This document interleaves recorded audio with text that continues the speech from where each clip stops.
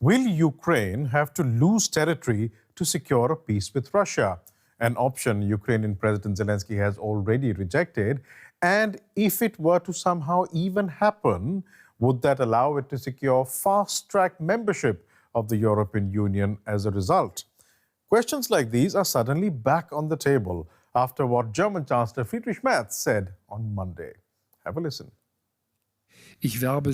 I strongly advocate that we also open the door for Ukraine to join the European Union.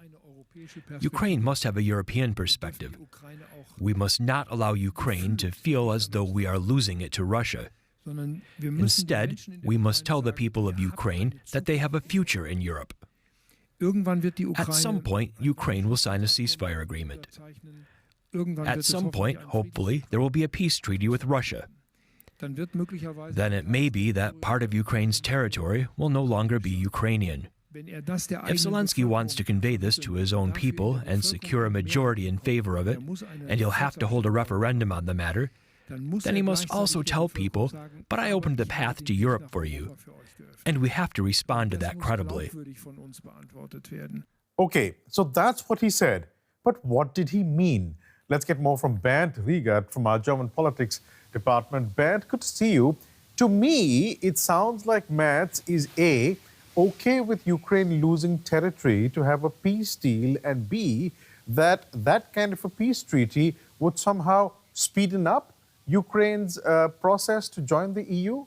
Am I seeing this correctly, or is it all wrong? Of course, you're never all wrong. No, actually, what he meant is that Ukraine might have to seize some of its territory for a peace deal first, and maybe then at the end for a peace deal, which are two different things. But he did not say which territory. Is it Crimea, which was already conquered by the Russians in 2014? Is it part of the Donbas, the eastern region of Ukraine? Or should Ukraine also seize territory that Russia has not even conquered yet? So this is unclear, but it's for sure the first time that the Chancellor explicitly said that Ukraine might have to withdraw from some territory in the future. So far, he has not said that publicly. Mm-hmm. And it was not an accident because he said that in a school. He gave a lecture to pupils. And then he also said it in a press conference afterwards at another occasion. So it was deliberately that he said that, testing the waters maybe, and maybe trying to bring that officially into the discussion. And that Ukraine has a perspective in Europe, in the European Union. This is not new. This is the official policy of the EU and also of Germany. But how fast this should happen, that is disputed. And the connection between the peace deal, a referendum, a possible referendum in Ukraine, and the EU accession, this is also something which is new, I would say. Okay, so there are various parts to this. Let's just talk about this whole idea of Ukraine giving up territory, well, even if it's unspecified, at least from the side of the German Chancellor. Let's just dwell a bit on that. What has been the official German position when it comes to this suggestion that Ukraine give up territory to Russia? Because this was mentioned last year in so-called peace deals that were being bandied about, at least the plans that were being bandied about, particularly from the Russian and the American side. What has been the German position on that? Should Ukraine be considering giving up territory to Russia? Well, officially, the German position is that, and this is also part of the EU position, which is the same like the German one, the official position is that only Ukraine can decide if and when and how it will seize a territory, that nobody else can tell the Ukrainians what to do. Mm-hmm. Also the Germans, of course, not. And this was also the answer of the American approach last year when these kind of peace talks started between Ukraine and Russia, brokered by the Americans, where the Trump administration openly told Ukraine to seize territory. So the official position is still that Ukraine, of course, decides. On the other hand, here in the hallways in Berlin and also in Brussels, it's clear that Ukraine has to give something to make progress in these peace deals, and this could also include territory. Officially, the Ukrainian side, President Zelensky, who was just here 14 days ago in Berlin, said, of course, he will not seize territory. The sovereignty and the borders of Ukraine must be respected, and he can always stress the fact that Ukrainian constitution forbids to seize territory, and that the constitution has to be altered, and that has to be done by a referendum, and this is far, far down the road. So what is happening here is Chancellor Merz, despite the limitations that President Zelensky has already conveyed, given what's there in the constitution, despite all of that, Chancellor Merz still brings up this possibility that territory, however, whichever unspecified territory he is referring to, that this territory might have to be given up to Russia. He's introducing that again in the official discourse. Is this a nudge to Ukraine to say, look, you need to somehow get this over the line, otherwise there's not going to be any peace deal? Yeah, maybe he's trying to bring back some movement or some impetus into these peace talks, or the so-called peace talks, or talks about the ceasefire with Russia brokered by the Americans. And the new twist is that he connects it very strongly now with EU membership, saying that we offer the Ukrainians EU membership, and at the same point of time they should then do this peace deal with Russia. So there's a little connection between giving up territory, or the consider to give up territory, and this accession to the European Union. This might be some strategy or something to move the Ukrainians also forward. But these are very complicated questions, because accession to the European Union is not that easy and cannot just be done with a stroke of a pen. So is Chancellor Merz saying here that until you have a peace deal, you can forget about joining the EU, even though you are a candidate country? Yeah, this is also the official position of the European Union. A country at war can hardly join the European Union. So as long as there is no peace deal, or at least a ceasefire with Russia, there will not be a formal accession of Ukraine. This is the official policy, and this is what Friedrich Merz, the Chancellor, reiterated. And this is also accepted more or less on the Ukrainian side, although President Zelensky officially says he wanted to join the EU in 2027 or 2028. But it is clear that first a peace and then the accession, or at the same time. So if you have a peace, then you can join more or less immediately. It is just this whole idea of giving up territory to Russia that I'd like to sort of stay on a bit, because Chancellor Merz has said unequivocally that Ukraine is European, and the citizens of Ukraine are European. So by suggesting that some sort of territory be given up in some sort of a peace deal with Russia, is that not effectively the Chancellor of Germany saying you can give up European territory to form a peace deal with Russia, and then you become a part of Europe? Does that make sense? Yeah, you can see that in that way, of course. But on the other hand, you have to ask, what then? I mean, keeping the positions like the Russians and the Ukrainians do now for a couple of years does not bring any progress. So you might have to have some, some wiggle room to advance in these talks, and to say that you at least maybe only temporarily seize some territory or parts of the territory, or the control of the territory, maybe not in a judicial sense, but you cannot rule or govern in that part, but it still remains the state territory of Ukraine. So you can find different formulas, to do that. But I interpret the position of the Chancellor so that he at least wants to try to bring some progress to that. Okay. Although of course, there are also people that say here we are not so sure if that was his intention, because he said that, as I said, in a school lecture first in a little town in Western Germany. And sometimes the Chancellor tends to say things that are surprising, or a gaffe, or maybe something that slipped out just so. But I think in this case it was deliberately, because he reiterated then his position in a press conference later that day. Okay. So I think this is an attempt to move things forward. Okay. Now, last week, the European Union also approved a 90 billion euro loan package for Ukraine after an earlier Hungarian veto was dropped. And later, at a summit of EU leaders in Cyprus, EU Commission Chief Ursula von der Leyen said something interesting. I'd like to play that soundbite now. This is also a set of clear rules among us and the potential candidate countries. And both sides rely on that, so it's a two-way contract if you are a candidate country. It's hard reforms that the candidate countries have to do. We expect them to only move forward if they deliver on these reforms.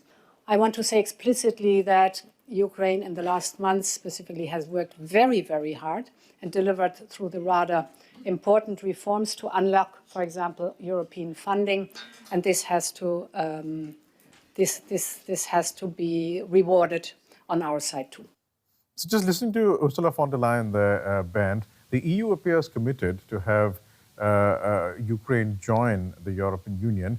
What exactly is holding up the EU membership for Ukraine? Well, as I said before, as long as Ukraine is at war, it is very unlikely that this will happen. And not all EU member states are actually so enthusiastic like Ursula von der Leyen when it comes to accession, because Ukraine is, of course, a huge country with 40 million people. It's a very poor country. And rebuilding after the war will cost a lot of money. So there's some reluctance to have this huge task in Brussels to finance Ukraine for the next decades, maybe. On the other hand, everybody knows that security for Ukraine is linked to EU membership. The EU might also come in to guarantee some military things and security, because NATO membership is more or less off the table now. So the membership of Ukraine is inevitable in the EU. The question is how and when that will happen. And there are also member states that say the Ukraine is also on a fast track right now. In 2024, the negotiations started, and normally they last for many years, maybe decades. And in Ukraine's case, it would only be a couple of years.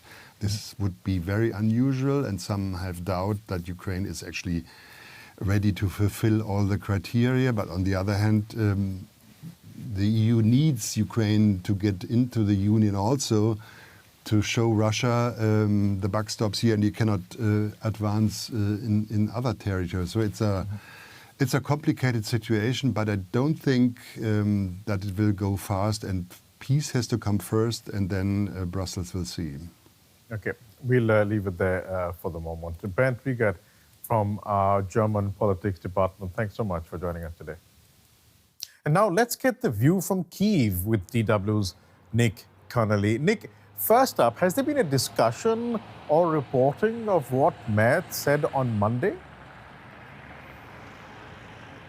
There's been surprisingly little coverage here in Ukraine. I think had this been any other chancellor, let alone his predecessor, there would have been a pretty angry reaction, or at least a very strongly worded anonymous briefing. We've seen none of that. We've seen some of the news wires here pick it up, but it is not front page news, because I think simply relations with the Merz government are too good. Merz was seen here, someone who actually believes in supporting Ukraine and is willing to take political risks to do so. So I think they're going to give him a pass on that, maybe complain in private.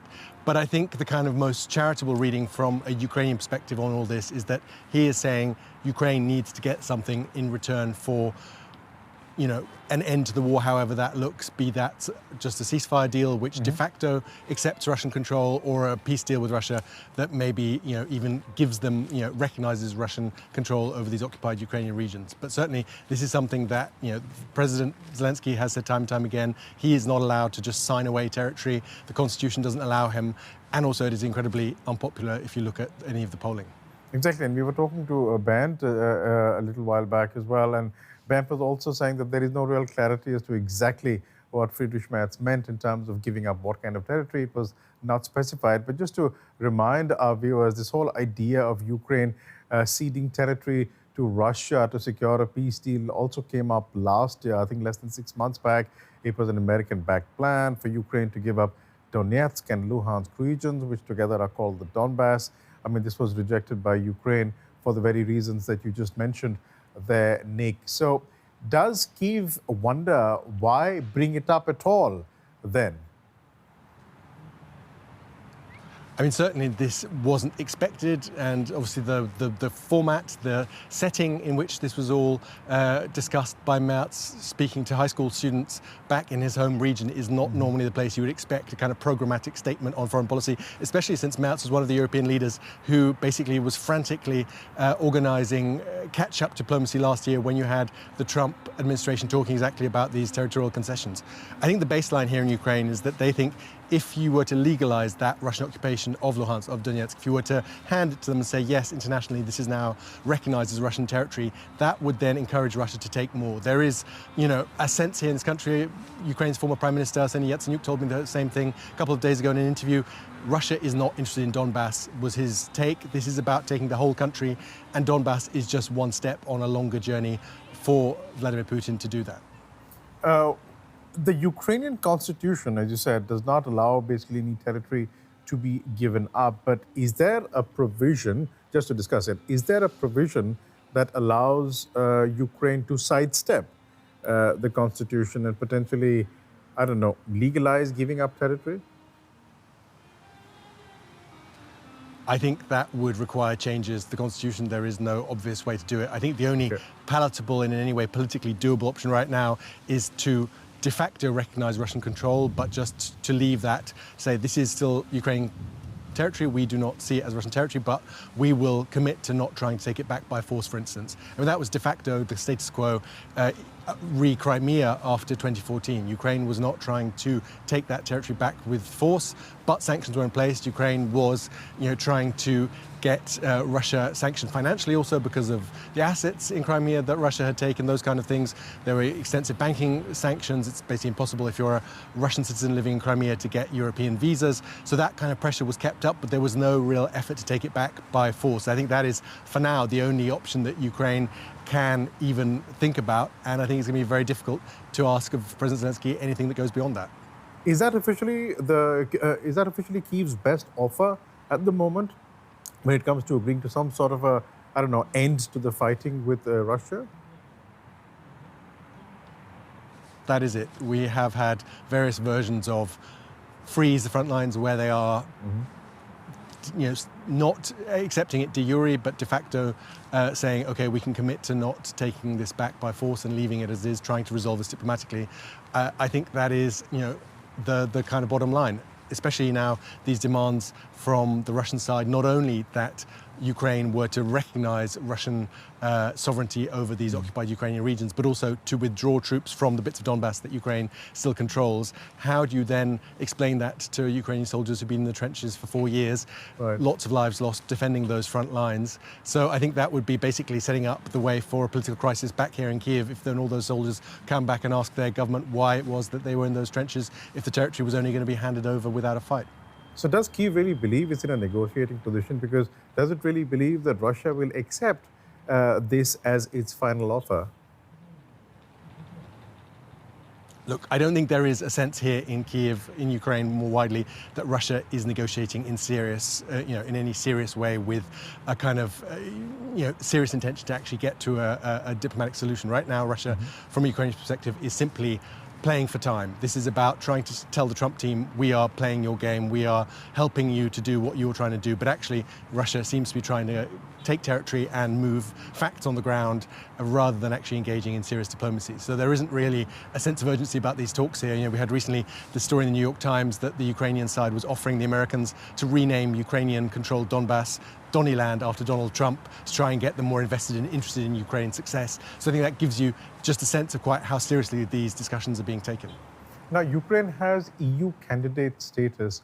When does Kyiv realistically think it will be able to join the EU?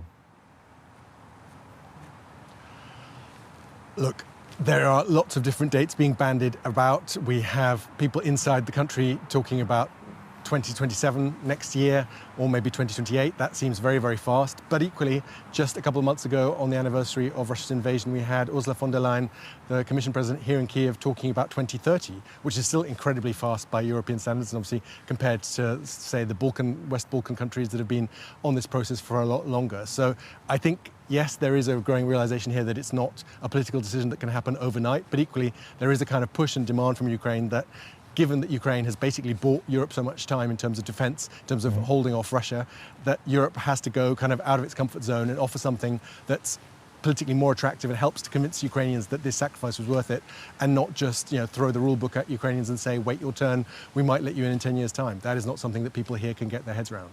But does Kyiv realize that it will not be able to join the EU until the war stops and some sort of an agreement replaces the fighting? But that's the question, Biresh. What kind of agreement, or how does this war, if it doesn't end, how is it paused, right? I think a peace agreement with the Russians in which the Russians would recognize Ukraine's existence as a sovereign state, that is just not on the cards. We have Vladimir Putin repeatedly saying on camera and off camera that Ukraine's a made-up country, a mistake of history that basically needs to be taken back into the Russian imperial fold. So I think at most what most even outside observers see now is some kind of ceasefire truce, a bit like what we had after 2014, ideally with some peacekeepers, international peacekeepers, to try and shore that up and to make it clear who has infringed the ceasefire, to have that kind of accountability, and then just let Ukraine rebuild as best it can and prepare for what seems like the inevitable second go or third go from the Russian side when they feel strong enough to have another attack maybe in 5-10 years' time. And how does Kyiv see the role of the United States in all of this? I think people here, political decision makers, differentiate between the US population and people in Congress. I mean, the polls still show overwhelming support for Ukraine or sympathy for Ukraine amongst the US population. Obviously, the answer is a little different if you ask about US funding for Ukraine versus just moral support or European money being used to buy US weapons for Ukraine. And then obviously the Trump team, where there is a real sense that this is totally transactional, that they are more interested in doing business with Russia than they are about Ukraine's or Europe's security architecture in the future. And there's a real worry that Trump, Kushner and Witkoff are being offered some kind of sweetheart deals by the Russians, and that is going to really pull them in and have them try and throw Ukraine under the bus. They've tried it already. So far, Zelensky's been able to hold out. He's got European money and diplomatic protection backup. So the hope is that they can keep on saying no to Trump without losing that crucial US intelligence that is helping Ukraine to defend itself from Russia's missile attacks. Always a pleasure talking to you, Nick, to clear up the complexities about this war. Nick Connolly in Kyiv, thanks so much.